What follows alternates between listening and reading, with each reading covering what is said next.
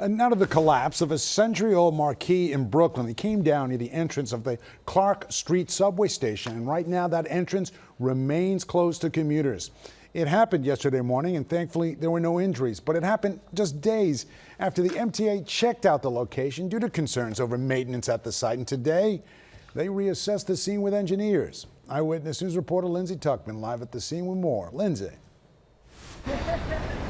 David, 2 and 3 train riders are going to have to plan a reroute for their afternoon commute today as the trains are not running from the Clark Street station. But that also could be for tomorrow morning's commute and potentially even further after the entrance. The awning behind me here in this historic building collapsed suddenly.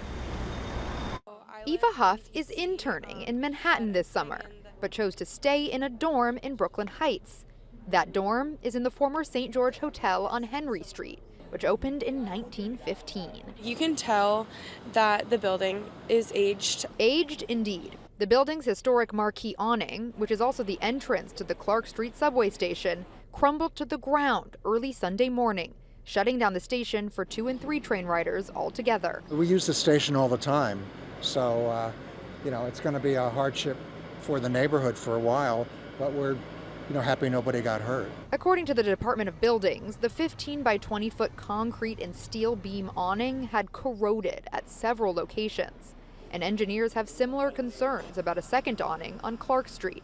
The MTA, which utilizes but doesn't own the property, met with the DOB Monday morning to assess the damage. Not having the ability to provide customers the transportation that they need and deserve is just unacceptable. The 12-story St. George Hotel was once the largest hotel in New York City.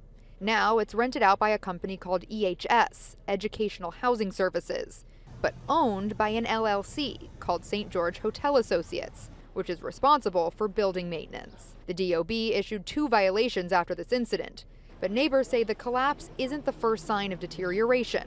In fact, the MTA did a walkthrough of the building just this past Friday after numerous complaints. We did not talk about the awning at all. It is indicative of a condition, an issue with the owner being able to address his maintenance of the facility. And back here live, you can see crews are beginning to take the collapsed awning down altogether. You can see them working here behind some wood that was put up to block it off. Meantime, the property owner was ordered to show up the alternate entrance, the one right around the corner here, and crews are working to fix that as well. So in order to open the subway once again, the MTA is going to have to determine which of these 2 entrances is safe for people to enter once again. In the meantime, there are signs up here at the Clark Street station indicating the alternate stations people can walk to nearby. For now, we're live in Brooklyn Heights. Lindsay Tuchman, Channel 7 Eyewitness News.